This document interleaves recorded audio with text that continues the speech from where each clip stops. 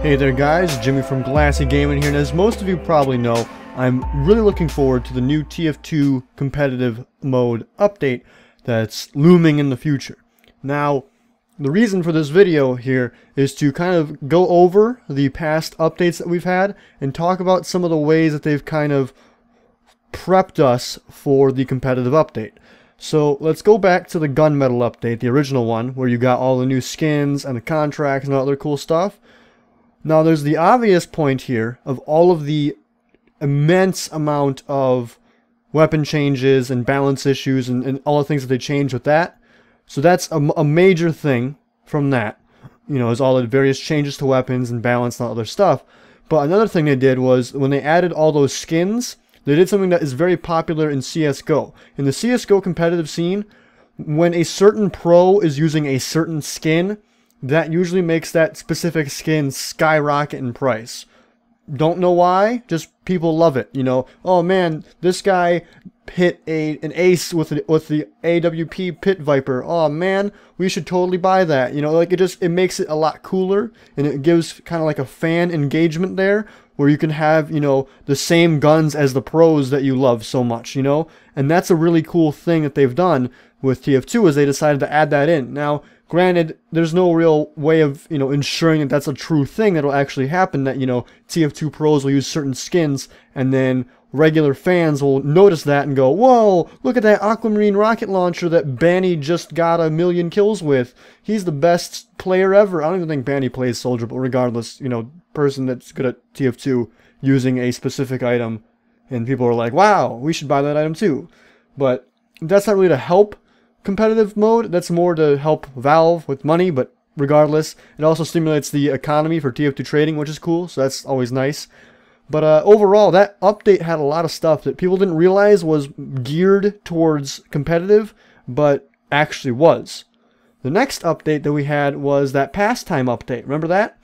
Now, this is not really a confirmed thing yet, but if you haven't played pastime, you probably need to realize that it's a very cooperative, team-based game mode. You have to kind of be working with your teammates. You can't just, you know, lone wolf it all the time, because you'll end up getting fucked over by the other team. But if you're with your, you know, your teammates and you're passing the ball back and forth, and, you know, you're running each other to the goal, and you're doing it as a team, so you have like someone like, you know, spotting the ball and killing the people that try and go on the dude that has the ball, then you score and it's fine, because, you know, you have all the teamwork. That's kind of helping new players, because it's accessible to new players to gear up and learn how to cooperate with a team for competitive mode, because they want to encourage this cooperative team play for competitive mode. It's very important, because ultimately when you're trying to lone wolf it in, you know, competitive CSGO or competitive TF2, you're gonna get fucked over. That's just plain and simple how it works.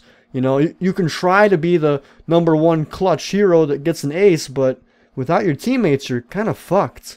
So that's a big thing that Valve is trying to implement with the pastime update, is instilling this value of teamwork and cooperation amongst the new and not so skilled players of TF2.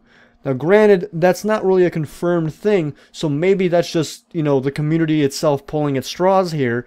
But I'd like to think that that's the truth, because it makes sense when you put it all together like that. Finally, we have the most recent update that just came out on the 27th, which was the second gunmetal update that, you know, brought a bunch of cosmetic cases and stuff like that, and, you know, just new cosmetics in general, which those aren't really involved with what I'm talking about, but they're still a cool addition regardless.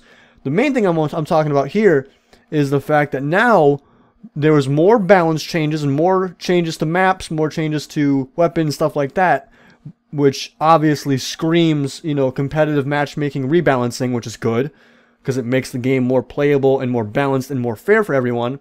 But it also, apparently, within the code, introduced some new game modes, including a 6v6 game mode queue and a 9v9 game mode queue. That means that Valve is implementing competitive as we speak. They're kind of slipping it into the into the code right now for us, which is awesome, because it's slowly getting us ready. And they're making it so that competitive has both 6v6 and Highlander 9v9, which is awesome, because that means that half of the competitive community won't get, completely alienated, because a lot of people were worried that Valve would only use one type of game mode, and like, let's say they only use 6v6, that would leave all of the Highlander people to be totally fucked, which is lame. Now, there is the question of how this will work, if they have like a certain limit on classes or what, but I'm definitely excited to see where they take it. But they also implemented a bunch of changes to matchmaking finding in general in TF2, like a bunch of different code in the TF2 code to add it for more than likely the competitive mode update, which is awesome. That's great. It shows that they're already getting it ready to go before it's even ready to go, which I like that. It's a nice way to kind of clue us in without being too transparent, because Valve doesn't like being transparent for some reason. But regardless, it's nice having that little bit of transparency, because we have very dedicated and very talented people that are willing to search through the code and find out what's going on, with the new code, to find out if there's any new features being added, any new weapons in the works, any balance changes, any new game modes, whatever. They're all looking for this stuff, as a predecessor to the actual update, so they can kind of go, hey guys, we found this, more than likely there's something happening here, so you should probably check this out. So that's really, really awesome. So we have a confirmed 6v6 and 9v9 game mode set up for competitive. So I'm very, very excited to see where this goes. I just kind of wanted to talk about this briefly because I'm very hyped on the competitive update. I know a lot of people are very hyped on the competitive update, and a lot of people are kind of basing the health of TF2 on this update, which makes sense. It's a very big update indeed. So I'm really looking forward to it, no doubt about that. And I'm more than positive most of you guys are too. So we'll see what happens there.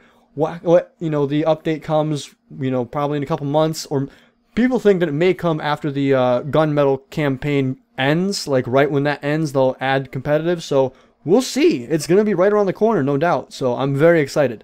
I hope you all enjoyed this video. Hopefully it was a little bit informative to you. If not, oh well, you're probably smarter than me, and that's okay.